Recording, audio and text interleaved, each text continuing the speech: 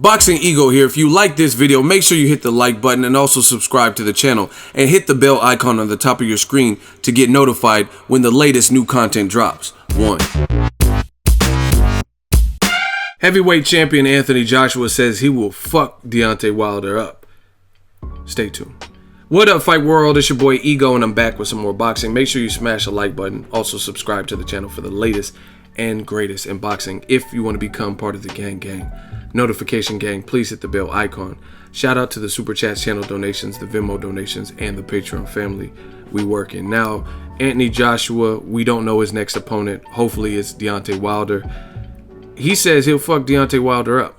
He did an interview with The Sun. I'm going to read some quotes, give my thoughts. And he says, luckily, we've got enough time to make the fight and we're working on it. We just sent over another draft email over to them. It's just the technical jargon that we're going through right now. He goes on to say, I ain't got nothing to lose and I'm going to rain down hell on him. I'm going to fuck him up bad. You've seen it. I can go to hell and back.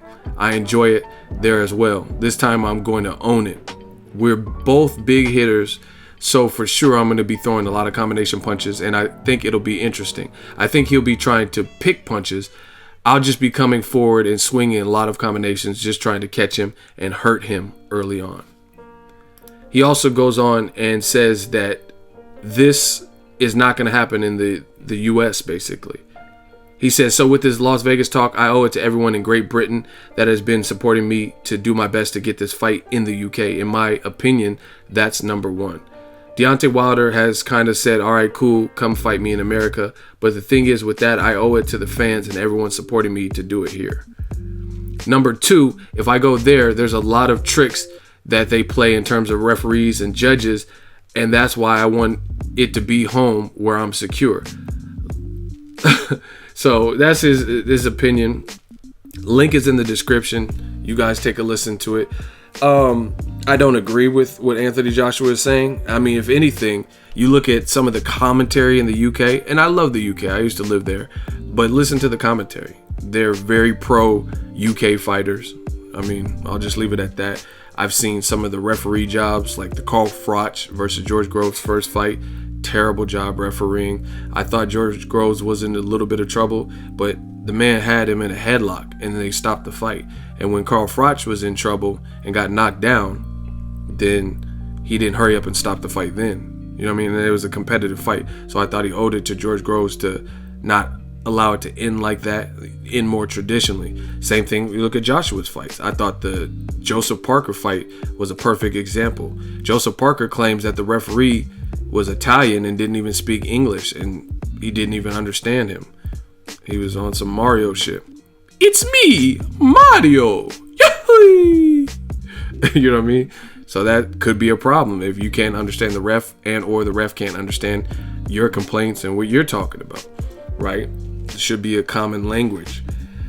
The other thing is Joseph Parker, he's the shorter fighter, so his best work and his best chance to beat Anthony Joshua is to be smart, box him, and even try to rough him up on the inside, where the taller fighter needs more length and range to get his shots off because he probably has longer arms, things like that. And every time they're fighting on the inside, even for no reason, the UK referee or the referee that they had in the UK was breaking up the action.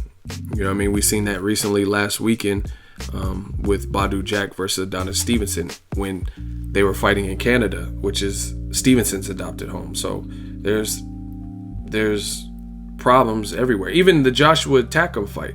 I thought Takam, he was hurt, but he had been hurt earlier in the fight. You didn't stop it. So why stop it when he did stop it in the 9th, 10th round or whatever? See if that man could be the first before Parker to take Joshua the 12th rounds. And I think he had a good shot. I mean, obviously it's a what if, so I don't know if he would have survived. But I think he had a shot to at least survive. So at least give him that. It's not like he was winning the fight, but at least give him the dignity of not stopping it real quick. You know what I mean? So Wilder's going to have to, everything you're complaining about with Vegas judges, Wilder's going to have to worry about. So I don't agree with him there. Now you could say, oh, I'm the A side, but the other thing with that is you let the B side counter you, come up with a legit offer, and then they pulled a rabbit out the hat by coming up with the money that you probably didn't think they could come up with. In addition, they said we don't want a rematch clause and we want the fight in the US because that's how we can generate the amount of money to justify paying you $50 million. So to me, I'm very confident that Ego's Army and New Media, we've been calling this fight fair. I mean, obviously it's not a fight yet until the contracts are signed, we get press conferences and stuff, but you guys see it more and more. The stuff that I've been saying on the channel, you see what the holdup is. You know what I mean? Joshua, when he did that interview, the initial interview, he says, they're saying it's $100 million fight. It's not a guarantee of that it's going to do that well. He's not an established pay-per-view star, this and that and the third. And he says, tell you what, okay, they say it's $100 million fight, then just give me $50 million up front. Okay, I'll take the fight tomorrow.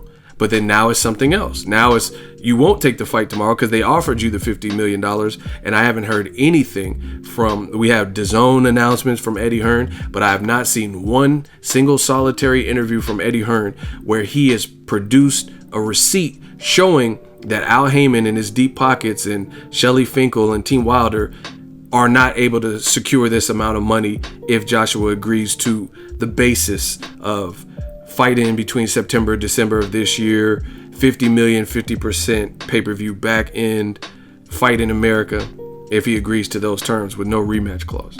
So I'm gonna assume that they can get their hands on that type of money that they offered. So what Joshua said was not true or inconsistent. He says 50 million, I'll take the fight tomorrow. Then they come up with the money. Now you're saying I owe it to the fans to stay in the UK and fight them. So, I mean, and now you're saying you'll fuck them up, but you'll only fuck them up in the UK. You won't fuck them up, or you're going to try your best to fuck them up in the UK, not fight in America. I haven't really seen this. I haven't really seen where a fighter from anywhere, a foreign fighter, like, is so insistent on not coming to America. Pacquiao did it and became a huge star. Conor McGregor in the MMA, and he had a mega fight with Floyd in boxing. He came over from Ireland. You know what I mean? Sometimes you got to leave the porch. You got to leave that stoop. And Lennox Lewis, a UK British fighter, Calzaki, you know what I mean? All the greats have done it that have been foreign or not. Roberto Duran, you know what I mean? Maidanas and all these people have come. Canelo.